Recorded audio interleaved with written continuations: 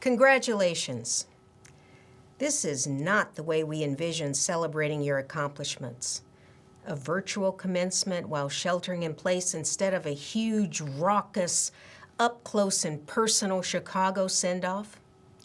Yet for me, it's a unique opportunity to speak directly to you, to each of you as individuals, as Risa, which is something I've never done before in a commencement speech, so bear with me. I'm going to try to make this as personal and intimate as I possibly can.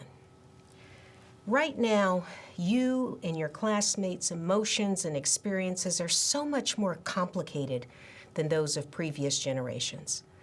There's the sadness of being unable to say goodbye face to face, and perhaps even a feeling of loneliness because of a virtual commencement. But it is a time of joy and happiness, and surely it's also a time of great relief. No, not for you. The relief's felt by those folks watching this with you, whether in person or virtually. You know who I'm talking about, your mom and dad, brothers and sisters, friends, significant other, wife, husband, soulmates, children, and oh yes, even your teacher. Now they're saying, thank the Lord this is finally over. That's really what they're saying to themselves, because these hardy souls have put up with your ups and downs, your ambivalence and anxieties, your setbacks and successes, your need for comfort food and for cash. And you know what? They've watched in awe as your hands have learned to discover and you're also learned to heal.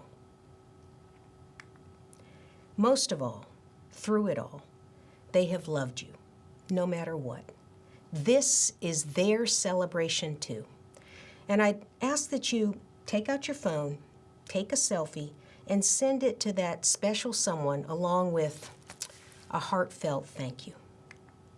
Go ahead, hit pause. I'll wait. Now then, let me tell you that it's really an honor and a pleasure to share this unique and special moment with you. I've been looking forward to being a part of your celebration and becoming a Rush alum ever since President Gabrielle called to invite me. I've known her for a long time, and I admire her as an educator, a researcher, a clinician, and a leader, and as a warm and generous human being. As a researcher, she knows the power of evidence, and as a doctor, she knows the power of evidence-based medicine, and as an educator, she certainly knows that the best evidence of a job well done is you and the other 800 graduates who have Rush's I care values incorporated into your professional DNA.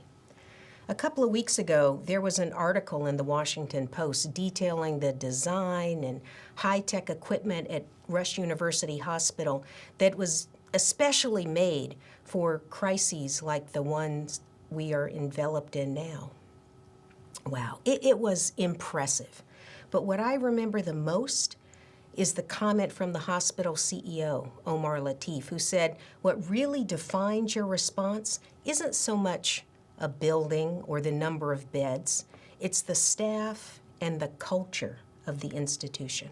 He then went on to give examples of Rush's I care culture.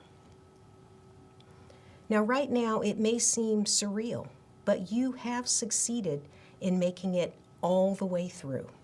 And now you're ready to jump, and I do mean jump, into a career that you think you chose, but actually may have chosen you. You see, you've been called to serve others and to make the world a better place. And I can bear witness that there is no more challenging, more humbling, more noble calling in the world. And especially now, as COVID-19 has peaked, is peaking, or is about to peak in hundreds of communities all over the world. I can't begin to tell you how proud I am of you. Soon you will feel how exciting it is to answer this call to service and how fulfilling it is to care. When I was a medical student, one of my heroes was Shirley Chisholm. She was the first person from New York, the first African-American woman to be elected to Congress. She was a strong, no-nonsense personality, kind of like your own Mayor Lightfoot. And she said, "Service is the rent you pay for room on this earth." And let me tell you, service through health care is the best rent check you will ever write. I'll tell you why. Health care and the opportunity to improve a person or a population's health is one of the world's everlasting frontiers. Its demand for cutting-edge pioneers is perpetual. The daily engagement of life's most elemental forces is rewarding beyond comprehension. Over your professional lives, you will revolutionize healthcare in the 21st century and push healthcare to the frontier of the 22nd century. You'll enrich the human condition, and you'll enhance the quality of life for persons that you will come to know and love. And you may very well enhance it for populations that you may never meet at all. Believe me, you will know joy, deep joy. Now, I love the simple wisdom of African proverbs. There's one that says, "You will be what you were taught." You will be what you were taught. Remember that. You will be tested in ways you've never imagined, and you'll find answers in the knowledge, ethics, values of what you learned right here at Rush. These are the values that say, I really do care. Service, altruism, excellence, respect, accountability, and the continuous quest for knowledge and innovation. These will make your moral compass on the darkest of your days. And it's the compass that will keep your course steady and true as you face the immediate challenges of this pandemic. Your allegiance to these values is what will earn and hold the public's trust in you and in our professions. So cherish and uphold these values because you'll need them more than perhaps any generation of healthcare leaders in modern memory. Abraham Lincoln said, "I will prepare and perhaps my chance will come." Well, today, your chance has come. But as well prepared as you are, I want to give you some final advice.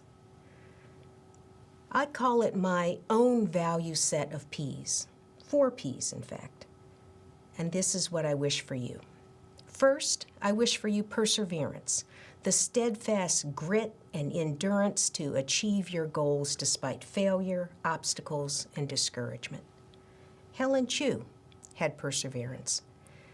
Some of you may have read about her in the press. She's an infectious disease specialist, a Seattleite.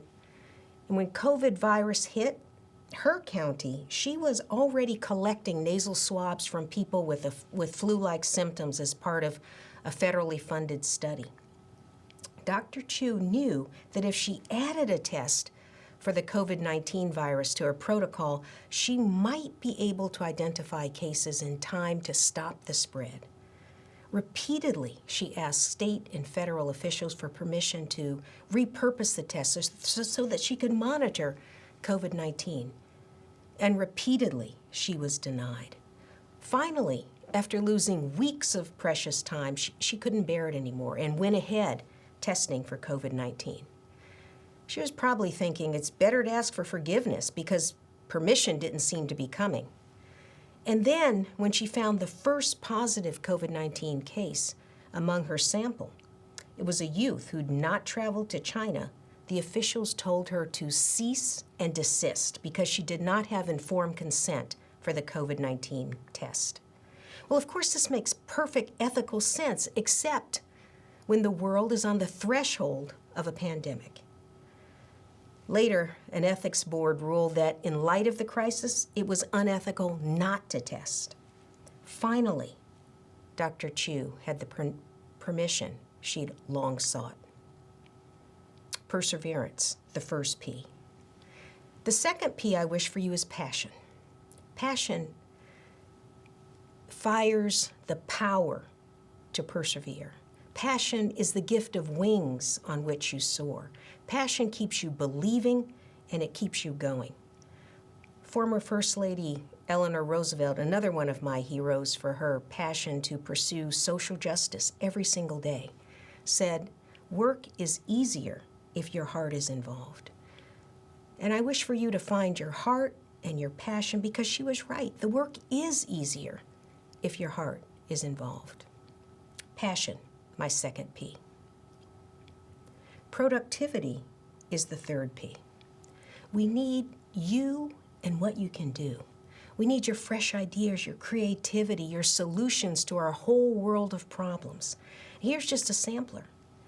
Without coordinated action, the world is actually headed towards a post-antibiotic era in which common infections which have been treatable for decades are once again untreatable.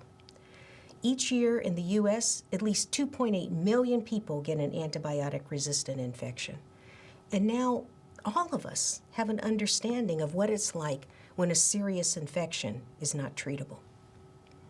As COVID was hitting, we had in our country 34.6 million adults and children who couldn't get the care they needed because they were uninsured or underinsured. The healthcare delivery system has been forced to change more in the last few weeks than it did over the previous decade. And now we need leaders who can use these disruptions to show the way to a more sensitive and more responsive system of care. Just think, in our interconnected global village, we will see another pandemic. And my hope is that you will ensure that we are better prepared for the next one than we've been for COVID-19. There's so much to do.